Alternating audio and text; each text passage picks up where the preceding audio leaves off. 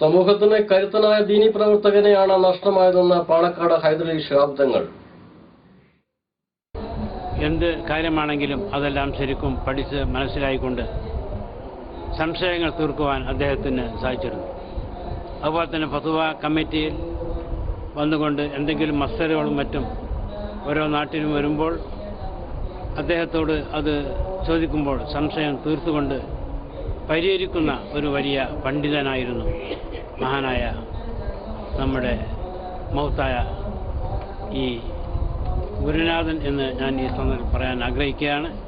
എത്രയോ ശിഷ്യഗണന്മാരെ, വലിയ വലിയ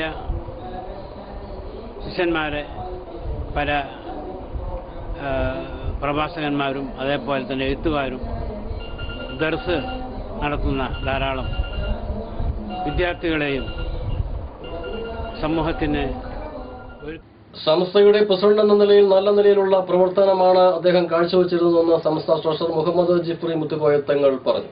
ആസ്ഥാനികമായും സാമുദായികമായും ഒക്കെ ഏറ്റവും അധികം നമ്മളൊക്കെ ദുഃഖത്തിലായതുകൊണ്ട് ബഹുമാനപ്പെട്ടവർ ഈ ലോകത്തോട് പറഞ്ഞിരിക്കുകയാണ്.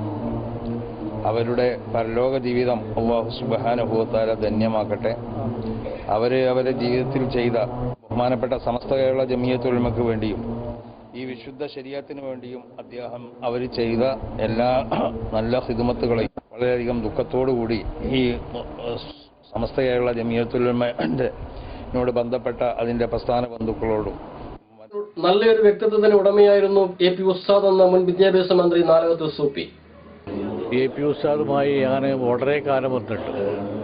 പട്ടിക്കാട് ജാമിയ നൂരിയ കോളേജിലെ അയാൾ ആയിരുന്നു.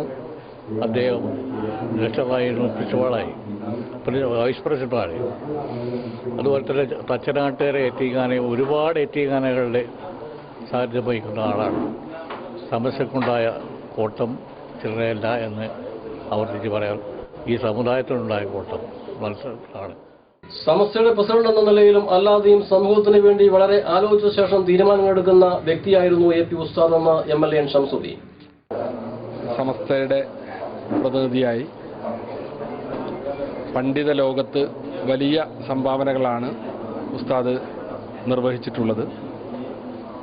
അതോടൊപ്പം തന്നെ കർമ്മശാസ്ത്ര രംഗത്ത് വളരെ പ്രഗത്ഭനായ ഒരു പണ്ഡിതനാണ്. പട്ടിക്കാട് ജാമിയ നൂരിയയിലൂടെ നിരവധിയായ ഇന്നത്തെ യുവ പണ്ഡിതന്മാർക്കും നേതാക്കന്മാർക്കുമൊക്കെ ഇസ്ലാമിക വിജ്ഞാനം പകർന്നു നൽകിയ മഹാപ്രതിഭയാണ്. കുമരമ്പത്തൂർ ഉസ്താദിൻ്റെ വിയോഗം നമുക്കെല്ലാവർക്കും ഒരു തീരാ നഷ്ടമാണ്. പ്രത്യേകിച്ച് ഇന്നത്തെ കാലഘട്ടത്തിൽ